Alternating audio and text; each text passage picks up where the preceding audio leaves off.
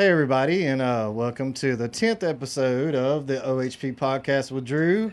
Got my buddy Mitch here and Mr. Benjamin Gross, one of our long-term actors that's pretty much in every movie that we've done recently. Yeah. He plays Dr. Martin in almost all the movies. Except for Sheriff Martin. Oh, yeah, except for Sheriff in the Bog Anthology, and then also he is in the movie we're here to talk about today, Unknown Strangers. Jack Casey. Jack Casey. Okay, This is a cool name. This is way before I came along, so. Oh, okay, yeah. Jack Casey. I got to play in Unknown Strangers, and that was the first movie we did. Yeah. And How did we meet? At the Strauss Theater in Monroe, Louisiana, and you were hiding in a dark corner in the back, reading something about comic books, I thought, and it turns out we had a break. Yeah. In musical theater rehearsal, and I was really tired, and you were sitting in the back, and I was like, I need a minute. This guy seems cool. I haven't talked to him yet. And then I sat down next to you, and I was like, hey, your name's Mitch, right? And then and you had some comic book thing on your phone, and it was a album cover or something. Yeah, actually, I think it was my the Avenge album. The album, yeah, about the Avengers. Film. And you're flipping through, and you're like, look at this. And I'm like, you're a real nerd. I am. And then I was like, I like you immediately. Well, see, that was my first play that I had done since I was a child. Right. Like, I was a child actor first, and so it. That's why you're so messed up. Yes. Yes. Child actors. So I hadn't done any play or stage acting since I was like 14. Yeah. So it had been a long time. And you've been playing music basically since. Yes. But the thing was I heard that the play was Young Frankenstein. Yeah, the Young Frankenstein, the musical. Yeah, and written by Mel Brooks himself. Yes, and I couldn't go out for that. I felt the exact same way. As soon as I saw it, I'm like, oh my God, we're doing this. I know it's been so long since I've done it, and I didn't even, it said, you got to be able to sing and dance and act. Care. And I was like, well, I can sing, I can act, we'll figure the dance part out. Yeah, same. Boy, we had to. Oh, man. It was fun. It was a blast. It was a great show for the most part. It also let me know that you can still learn new things in your 30s, dance choreography. Yeah, it was a good time. So, as far as Unknown Strangers go, like I said, I wasn't around for that. I didn't get started with Open Heart Productions until The Rake. But as far as Unknown Strangers goes, whose idea was that, and how did that come about? Well, as y'all know from episode 9, obviously, that was Sharky Pinkston's whole baby. That was his thing. Because after the Rednecks for Hire show. Well, yeah. Go ahead. After the Rednecks for Hire show ended in late 2019. We all remember what happened in 2020. Yeah, exactly. That's what it was. 2020, we needed something to do, and COVID hit. Yeah, and there was nothing to do. And I'm not going to lie to you, whenever that happened, I kind of had this wave of thankfulness that I didn't have to do anything. I didn't have I can't go play music. I can't work on a TV show. I just have to stay home and just lay up in bed. Yeah. I had been so used to never stopping that, I needed that. So at that point in time, I used to work for, I don't want to give them a shout out, but Palm Beach Tan. And I worked under tanning beds, and I was one out of 2 people in our whole company that got to work all through COVID. Okay. You were the essential worker. I was the essential person that had to go check on things and make sure everything was I was also lucky that my job as the TV station video editor was considered essential. Yeah, right. And I worked the 2 a.m. to 10 a.m. shift. That means you're not really around anybody to begin with except for the anchors and the people that are running the equipment. Right. But whenever 2020 hit, we couldn't do anything by March, and I'm not going to lie to you, by July, it had been so long since I had done anything for me that I was just kind of like, you know what, I don't want to do music anymore. I don't want to do movies anymore. I don't want to do anything anymore. This is too hard. It was like my body was getting the shock finally of constantly going, I don't want to do any of this anymore. And the worst part about it is not only did I not want to do it, but I had creatively no more ideas. Like I couldn't write. That hurts. Yeah, like I couldn't write anything that I couldn't think of anything cool, and I was just like, okay, well this is over then. It was a good run, and I was all right. I did it. yeah. But what happened? What changed? What made you? Sharky. Oh. He was working at the TV station with me, and he came into the editing bay because I was the editor, and he was one of the online posters that posted the stories online. So we were Another essential worker. Yeah, so we were on the same shift relatively. I got there about 3 hours before everybody else, but relatively on the same shift. Okay. So my question is, as far as Unknown Strangers go on, that being your first thing that you worked with Mitch on besides the Strauss, Yeah. what was your experience like? Look, we had so much fun. First of all, when you pitched it to me, you're like, "Hey, dude, we're gonna do zombies, and we're all bored. Let's do it." And we're not going to show the zombies. we're not gonna show the zombies. Yeah. Like the way you pitched it was fun, too, because I didn't want to do. It was just good to do it because the scary stuff is always in your head. You know, like you want to not see the shark in Jaws, right? So I just like the way you pitched it, and then. I mean, I was excited too. I've always wanted to do the screen acting, that jump to screen acting instead of stage. I've done a ton of stage acting. I've been on stage since I was Unknown your first 17. movie? First film, though. First film? Yeah, first time I was doing camera stuff.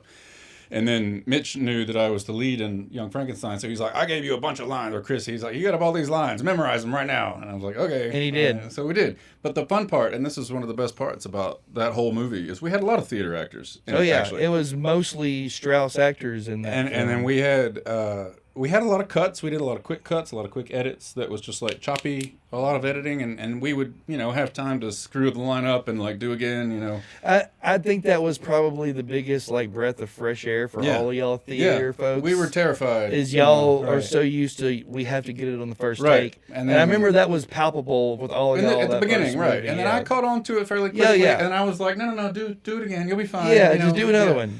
and or just keep going. And then, but then it worked out because I'm going to jump ahead a little bit, but my favorite experience in the whole movie was near the end of the film, or in the middle of the film, when we're all sitting around the candles. Yes. And we're having a conversation that has to start off with a big laugh. Joke that we didn't tell. I've got like the punchline to a joke that I didn't tell. No one hears. And no one ever hears. And so we had to fake laugh at the beginning of the take every time. We probably filmed it like 10 times or something. But, Well, I know Sharky was very much trying to do like the Firefly. Yes. Cut The of Firefly it, cut of starting when they're with- at the dinner yes, table. yeah. And the actors in Firefly have talked about how they hated that. Like, They just it's so start funny. laughing and then start talking about the And stuff. then, but the beauty of that scene is that the editing was very choppy. We would do like one scene, one line, one cut, one action moment. And then, but that moment, the film slows down and it gets real and grounded in that. And then I think Daniel started just long like takes the oneers started, and he would just circle around us as we're all sitting in a circle. The girls are braiding each other's hair. We have a breath of fresh air from the zombies for a second, and we've got a moment to be humans just for a minute. And all the stage actors knew all their lines. Yeah. And so even though we had been spending days together, I think we filmed this near the very end of the shoot. Yeah. And but we had spent One of the days last just 2 or doing the 3 choppy. weekends. Yeah, we were doing it really choppy for the whole time, but we were ready for that scene. And it boiled down and it got really soft. So we had to start off with the big loud laugh, and then it got real serious real quick because we started talking about like kids dying and zombies eating children and stuff and shit we'd seen. And it was like it had to get really mellow real quick.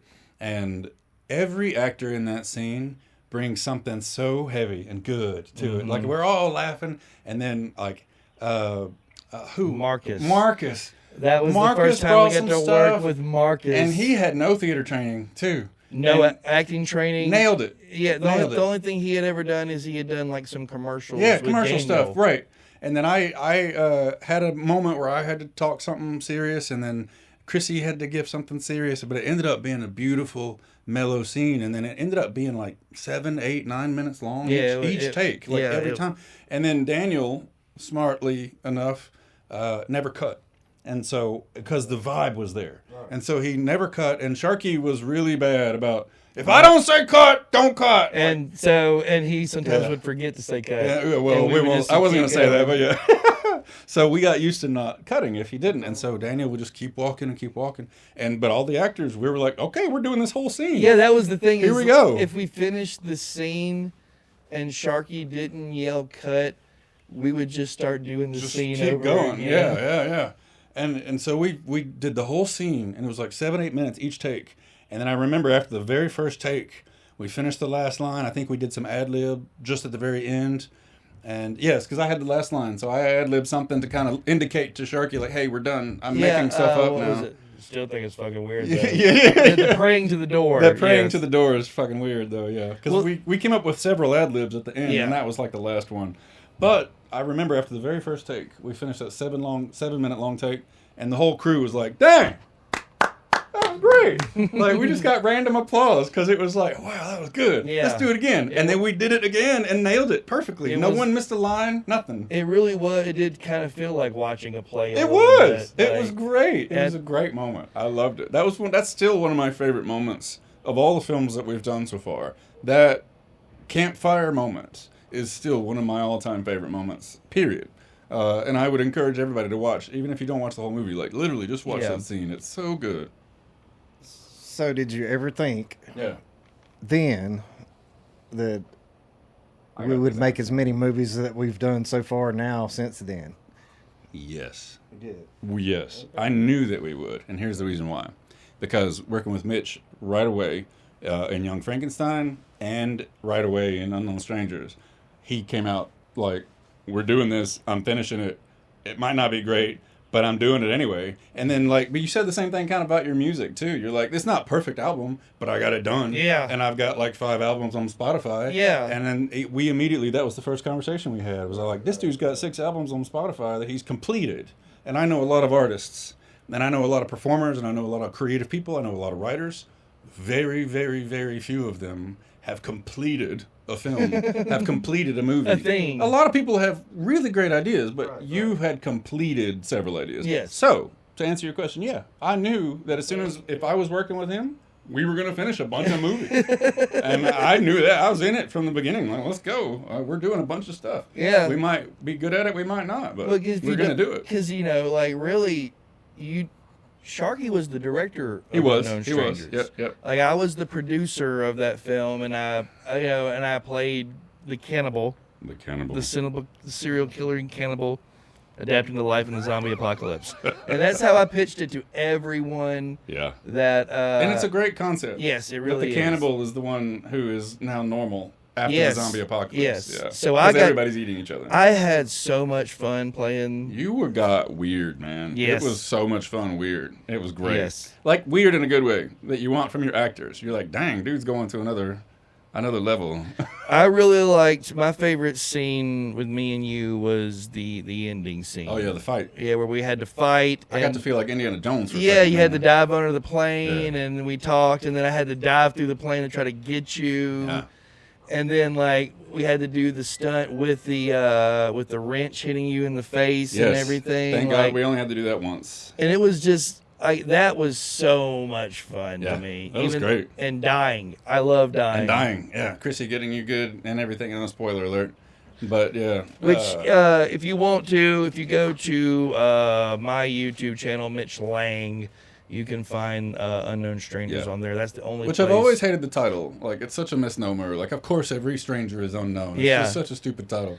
Don't let that dissuade you. Yeah, well, like I said in episode 9, whenever Sharky was the first person ever, because ever since I did Ne'er-Do-Wells back in 2010, it's very rare that I am out in public for longer than 2 hours hanging out in public before somebody's coming up and pitching me an idea for a movie. Really? Yeah, ever since I did Ne'er-Do-Wells, it's been that way my entire life after that. Wow. And I always tell everyone the same thing, and I mean it too. Like, listen, whatever your idea is, Yeah. go home, learn how to write a script, And finish it. Write you a script, bring me the script, and if I read it and think it's awesome, Oh. I will do whatever I can to make it happen. And that's still now. Like, I would tell Yes. anybody watching this, if you can write a script, that's what we need most. Yes. Like, that's priceless. Don't come to me with your idea. No ideas. Scripts. Finished. Even vomit drafts Yes. are good. I'm guilty of that. Yeah, I get it I too. am too. Like I just told him the idea, the summary of it instead of writing the script. Which I'm not gonna lie, Drew. You are one of like 3 people ever that told me the idea for something, and it sparked something in my head that I was like, "There's actually a really awesome movie in this story," Right. you know. Yeah. And so, yes, I might write your script for you, Okay. but that's only because you're my best friend. Right. All right, like. That'd be awesome. You motherfuckers have to put in like 10 plus years of friendship to get me to want to Right. write my script for you. Because I don't know if anybody remembered us talking about narrative wells a few episodes ago, but that's actually the first movie that I was actually supposed to have a part of, Yep. and y'all don't know that. He was supposed to play But, Jimmy the Crackhead Right. originally. Yeah. That's awesome. And hell, I don't know how many years went by before Rake came about. Oh, yeah, man, like it's a long time. 2000, and we started pre-production for the official like production company version of the movie because that's one movie that I tried doing myself and I couldn't finish it myself. It's but it was also like my first movie I'd ever tried to make, Yeah. and I just couldn't finish it by myself. And then whenever Delta Films read the script and said, "Hey, we'll shoot this whole movie for you, and we'll train you to be a real director so that you can co-direct it and Yeah. everything." So I was like, "Yes, let's throw everything I had done away and let's reshoot everything." And Yeah, yeah. Awesome. I'm glad that's the one time that I'm glad we did that. But Yeah, let him write the script for you. Then you can. but Sharky was the first. have a withdrew. Sharky was the first person ever that I said, "Go write me a script." That showed up 2 months And later did it? and said, "Hey man, I got the script." Really? Yeah, I got this script right here. I think I can pull together with my life savings and a couple other stuff. I'm pretty sure I can get about $25K together. I have this bucket list I want to have done by the time I'm 40, and write and direct my own movie is one of those items. Wow. And I turn 40 next year, so would you be willing to, produce Wow. this movie for me? Thank God he got older. That's great. Yeah. Man. Okay, I didn't know that. And I read the script and I was legitimately blown away by it. I was like, this is a really good idea. This is really good dialogue. The kills are brutal. Brutal. And then after I got done reading it, I walked out there to him. I said, "So Sharky, you're wanting me to play the cannibal, right? I'm assuming that's what you want." He's like, "I figured you'd be all right with it." I'm like, "Yeah, I'm Right, with it." right. Yeah. So, Besides the airport, like real quick, Oh yeah. talk about what it was like filming at the Chenault Aviation. That was Airport. fantastic, and honestly, is a big reason why we got Sea of Madness to let us film on the ship on the USS Kidd as well. Chenault was so good to us. They let us. They were so excited to be a part of it. They had a plane under repair that we got to push in. Yeah, they're like, while- "Oh, perfect. You'll need a plane. We got one You out got there a right plane now." we're working on, and they winched it in for us on a Saturday morning, just real slow, and we Pretended like you were and then we pushing. pushed it out, and then we prepped it. We timed it, and we knew we had to do your line. Okay, guys, as soon as you finish your lines, like run back and start over Yeah. because they can't winch the plane in again. We have to like pull it out as the group Yeah, to yeah. do it again. So we finished the whole scene, and then we ran back to our starting positions and like did it again, That's just to get right. another take. They pulled the plane all the Yeah. way out, like, And we just had to hurry up and do yeah, it. because once they got it all the way Yeah. in, they couldn't. It was kind of like beating out. the sunset because we had to hurry up and get it while the light was there, but we had to get it while the plane was there. And we did like 3 takes. It was so Yeah. far out that we got 3 Yeah. takes in. by They the extended time- the winch all the way for us Yeah. as far as it would go, and then they just slowly winched it in. 'Cause I they forgot all about Yeah, it was that. great. Oh. So we rehearsed it once or twice because we knew we were only going to get one shot at it. One- kind of thing. one winching quick, all the way. as many. Yeah. So we did that, and then they were like, at some point they had said, "Don't touch the planes," and we're like, "Dude, we've been all over these planes for Yeah. like the past 3 days." Like, I'm sorry, but like my fingerprints are on every plane at Chenault Yeah. Aviation Museum, and it was amazing to be there and to be a part of it. The hard part was it's near the airport, so there were a lot of vehicles. This is where we got the idea for the Bogman documentary because Yes. we ruined So many. many good, some of the best acting I might have ever done in my life, and just car. takes. Can't use that take. Or then wait, like mid take, and I'm like got tears coming, and Daniel's like, "Oh man, there's a power line," and they're like, "Oh, "Daniel, I'm killing here." So And also, too, there'd be times where, like, we'd be shooting scenes and I was looking back at the footage. Oh, you can see the lights. you can see lights. Up, you can see the boom. Yeah. Up, you can see the So the literally extension on cables. the set, while we're bitching about seeing the cables and cars and in the background, that's where the idea of Bogman was born. Yes. Like on set during between takes, we're doing a damn movie that we can see the lights and it Yeah, doesn't matter. we're gonna do a movie where there's a TV crew. Because So we that were they're- so mad that yeah. so many takes got cut because of that. And we had some really good stuff going, and we just lost it. We couldn't use it at all. And it was because a freaking 2020 Subaru would drive by or something Yeah. like that. And it just, oh. Well, it was, it was 4 weekends. It was, no, Yeah. it was 8 weekends And in it a was row. hot. It was 8 weekends in a row, the same way we did Bogman. Yeah. And in fact, remember halfway through after the 4th weekend, that was kind of where like me and Daniel had decided we're like, this has been really fun. Like, Yeah. like next summer or the next time around this time, y'all just want to do Let's another do this one? again. And I was like, yeah, actually, I got a Bigfoot movie idea I've been Yeah. kicking around in my head. Let's make it a documentary so we can have cables. So in that the we shot. can put cable, yes. Yeah, that's exactly it. And so, but working at the museum was terrific. They were all really great to us. They let us basically do what we wanted. We were respectful. We cleaned up after ourselves. We did everything right. It was a very unique experience, I think, for this area. And then we got a letter of They recommendation. wrote for them. us a glowing letter. Yeah. Yeah, it was fantastic, and we really had a terrific time. Everybody who showed up was very professional.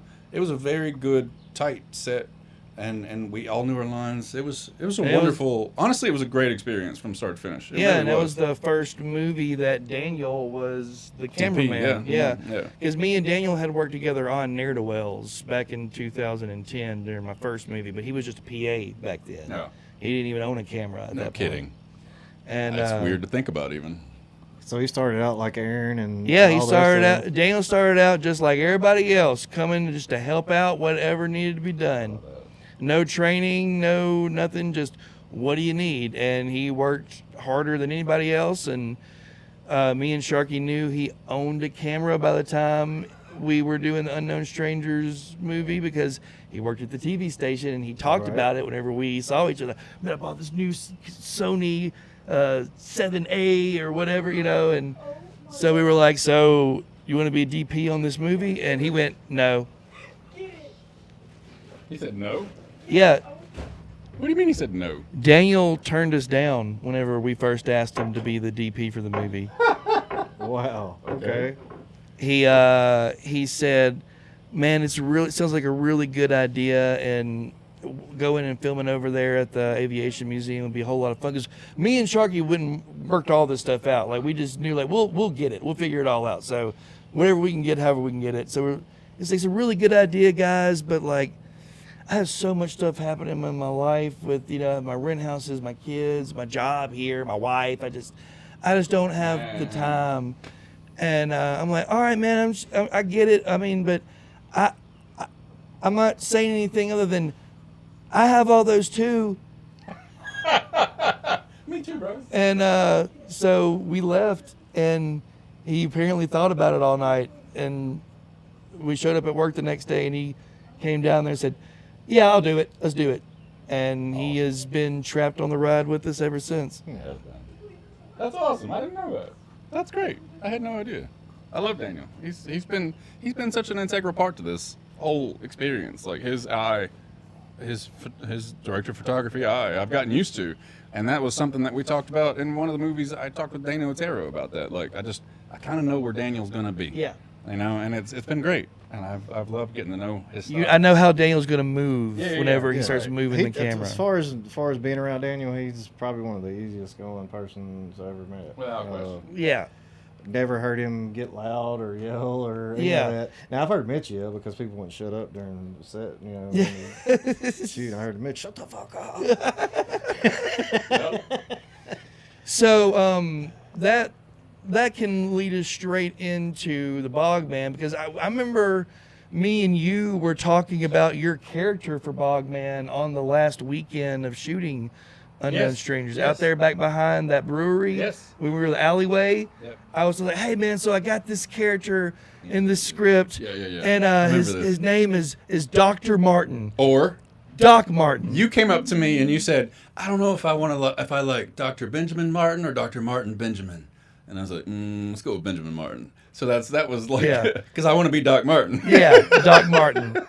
So yeah, that was it. So, what, like, talking about the Bog, man, Yeah. what did you think whenever you first read the script? I mean, you obviously knew we were going to do the movie. You know, like, you had already worked with us, so you knew it was like, okay, they're going to finish this. We're finishing this. We're going to do that. Yeah, so knowing that and reading the script, what were you thinking? Are we doing this on episode 10? Yes. Okay. No, well, no, this is episode 11 now.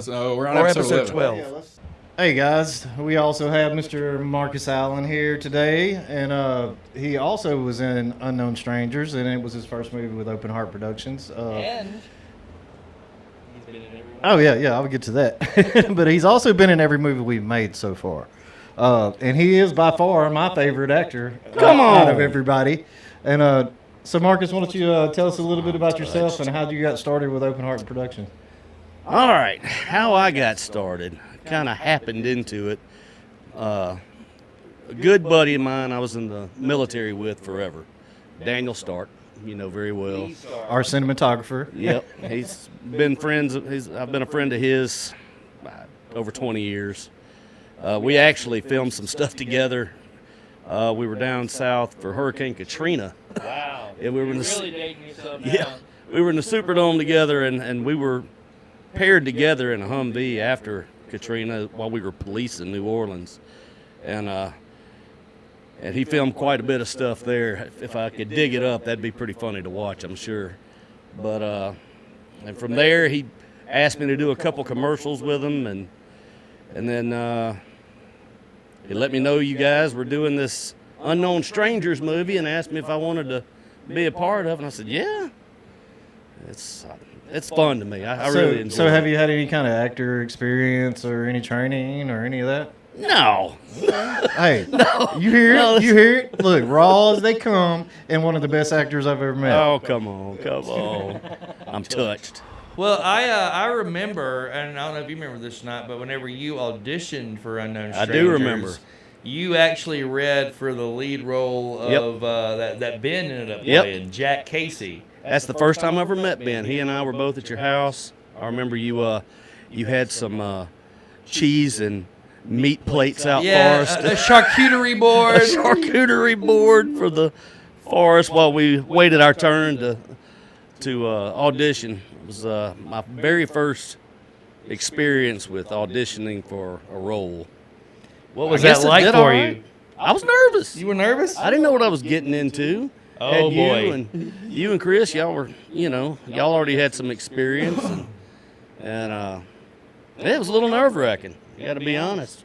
Well, I couldn't tell from your performance, if I'm being honest with you, but I do remember, like, we watched you read for the lead, Jack Casey, and as we're watching you read, I think both me and Sharky both looked at each other and thought the same thing, like, this dude should be Alan. Yeah, something's wrong with this guy. This guy could play a psychopath that's been talking to himself for years. So tell us a little bit about the character Alan in Unknown Strangers. It's been a few years now. I know, but, right?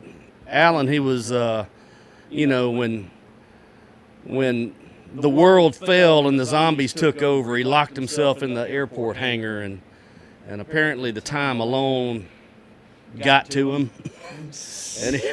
and he was talking to himself, and when strangers showed up, it was the happiest day of his life. Yeah, dude, I'm not gonna lie, man. Like, watching you film all the stuff for the Alan talking to himself scene was a thing of beauty, and then seeing how Daniel was able to cut it all together with the special effects to make it look like you were 3 different people at the same time, I was just like, dude, only Marcus could do that. Like, and how hot was it in that fucking? It was hot. Like, they had air conditioning. It was hot. But we couldn't turn it on while we were filming. Yeah, for audio purposes, Yeah, because right? you could hear it. It was there. No, that was a fun experience. I didn't know what I was doing, and I remember that scene in particular. putting me in one seat to the other, and just do it again. Add a little something to it. Had no idea how that was going to turn out. How many times did you have to say that same bit of dialogue over and over and all the different setups that you It had? must have been 15, 20 times. Yeah, like you had the same bit of dialogue. It was the same 3 paragraphs, Yep. and everywhere we put you, we had you do the same 3 paragraphs. And like, even at the time, I was like, this seems excessive. But it worked. Off the same it thing. did work. It's like, okay, trust the process. Just trust it. What are some of the things that you remember the most about that shoot? What are the things that stick out to you? Just how new it all was, being involved in something like that. Like I said, I had filmed a couple, local commercials with Daniel before, but this was nothing like that. Memorizing lines and trying to figure out how that was supposed to look when I played that part. I was just faking it till I made it, man. That's all I was doing. I just tried to have fun with it. And Hey, real quick, we were all doing that. yeah. You know how many times I've done that? How many? And they've come to me like 1 to 2 days before the shoot and said, "Hey, oh, by the way, you're playing this dude." I ain't even read the script. Hey, look, look. part, you know what I mean? I'm pretty familiar with that myself. When I showed up for the rake rake investigation, you had specifically told me, "Oh, just show up and kind of do whatever." And then I get there, it's like, "You ain't read the script? What script? What are you talking about?" Damn. So he then had to take the script and go to his truck for about 15 minutes and look at it before he came out and gave us that brilliantness. right. I don't know about brilliant. Yeah, you but- guys, you just wait until you hear us talk about the Bog Man and all that, because his best character is yet to come. So yeah. Mr. Mayor. I remember one of the things that impressed me the most about your performance was whenever we were doing the nighttime scene where everybody was just chilling, and you had to go from like silly, crazy to serious, talking about dead children and your dead friends. Oh yeah. And then immediately try to bring it back to brevity right after, or levity right after that. Yep. Yep. That to me, whenever I was watching those takes, editing that scene, that kind of me was like, oh, this dude's got depth. Like, he can be a character. Come on. But this dude can get it whenever he needs it. Look, I'm just having fun with it. You guys trusted me to play a part, and I just didn't want to mess it up. That's about all I could say about it. I tried to have fun with it, and Well, definitely some natural talent for sure, man. I appreciate I mean, that. literally, dude. Every time I see you get up there, I'm like, yeah, this is our star right here. This is our fucking star. Like what? No. Yeah. There's some talented people involved in all this, and I'm way down that list. Benjamin and all those other guys. I got some chops. Those are some talented folks. Benjamin involved. is one of the, besides from you, Benjamin is one of the most talented actors that I've ever worked with. Him and Chrissy both are Yeah, on my... Chrissy's 'cause fantastic. Chrissy did such a great job in Unknown Strangers, too. But my next question is what did you think whenever you finally did see the movie all together? And after all those 2 months of weekends in the heat and all that, like, what was your thought whenever you watched it? I was excited to see it. I mean, obviously there were some audio issues and things like that, but it was really neat to see all of it come together. Being a small budget, and like you said, we're just kind of taking weekends when people were off work. Yep. Or taking off work. It to go really make just this felt happen. like kind of just like a weekend club. Yeah. Like it wasn't like there was no pressure. We weren't taking this too seriously. We were just trying to finish this thing, and everybody we worked with were our friends. So, it just didn't seem like work, to be honest with you. No, it was fun, man. Outside of the heat in that hangar, like that sucked. But really, besides from that, because there were air-conditioned areas that we could go to. That office, we could go to the office and cool off for a minute. So we weren't just, left out there to rot like we were in Bog Man. You were the guys that suffered in Bog, man. I come in for my little part here and In the there. air conditioning. In the air condition. You guys did the tough stuff. I just come in and with some shtick and do my thing. Well, that's what I love about Open Heart, man, because there's so many creative aspects of everyone that come from different backgrounds. Yeah. And we bring us all together when we do what we do, and with a little bit of nothing. You Yeah. know? Yeah. And we make the Lots of shit, scraps. that we make, and people actually like it. I mean, people do. Well, And, you got guys like yourself and Richard in the back, just the guys that just bend over backwards, that just want to see it succeed. The unsung heroes, Right, The ones right. that don't get the ones that don't get the accolades, like Richard Henderson and Aaron Well, he Simone deserves them. and He Luke deserves some Walker accolades. and Sharina Leggett and Yeah. Dru. Like, these are the people that are out there The legwork, putting in the work. That like I couldn't do it the way I wanted to do it without these people. And we got some new merchandise. Check it out. New Bog Anthology shirt. New Honey Hole Sweet. shirt. With the Open Sweet. Heart stuff on the back there. Come on. Also got hats. If you want one of those, just, Come on. just I hit did us see the up in the stickers. comments, or DM me or Mitch or Open Heart Productions on any of the all that stuff. I didn't wear mine. Well, if you want to check us out, you can always go to our official YouTube page. We're actually streaming internationally now, so you can find us on Rebel Without a Clue Media, RadioKair.com, and let's see, we're on YouTube Music, Apple Music, Spotify, What? the TuneIn app, and also Garden Radio, which is worldwide. And once again, I'm so fucking surprised all these networks put us on with all the potty mouth that I do while drinking and smoking the whole time. I mean, like You I do said have a potty earlier, mouth. man, they see the creativeness in all of us. You know what I'm saying? And it shows in the stuff that we do. So, hey, if you want to check it out, just go to any of those places and check it out, and we'll see you on the next episode.